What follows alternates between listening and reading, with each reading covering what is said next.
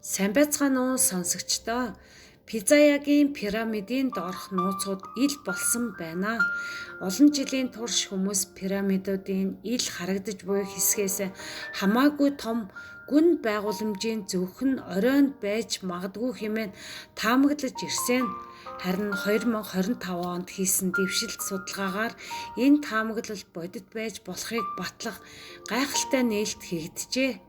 Италийн Пизаягийн их сургууль болон Шотландын Strathclyde-ийн их сургуулийн эрдэмтэд синтетик аппаратур радиерийн SAR томограф ашиглан Хайпрын пирамидын доорх үлэмж хэмжээтэй нууц байгууламж оршиж буйг илрүүлсэн байна.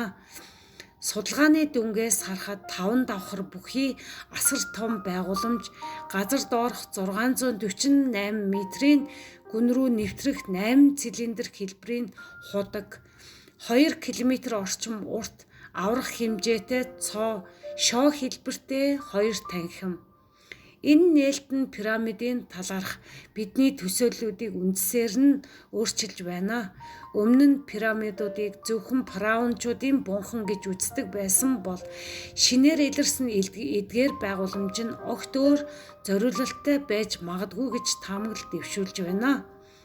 Зарим судлаачид энэ байгууламжийг эртний өндөр хөгжилтэй соёл иргэншлийн ул мөр гэж үзэж байгаа бол зарим нь бүр Никола Теслагийн таамаглалтай холбон тайлбарлаж пирамидууд нэгэн цагт байгалийн эрчим хүчийг хураан дамжуулах технологийн байгууламж байсан байж магадгүй гэж таамаглаж байна. Хэрв энэ үнэн бол Гизаягийн пирамидууд ердөө оршуулгын бунхан биш харин илүү нарийн өндөр зорилготой байгууламж байсан байж болох юм а. Тэгвэл Египтийн элсэн доор өөр ямар гайхалтай нууц нуугдаж байгаа вэ? Энэ бүхэн бидэнд асуулт болон үлдлээ. Танд энэ контент сонирхолтой мэдээлэл түгээсэн бол лайк, subscribe дараад бусдад түгээгээрэй. Мөн сайхан сэтгэлийн комент бичиж үлдээж байгаарай. Баярлалаа.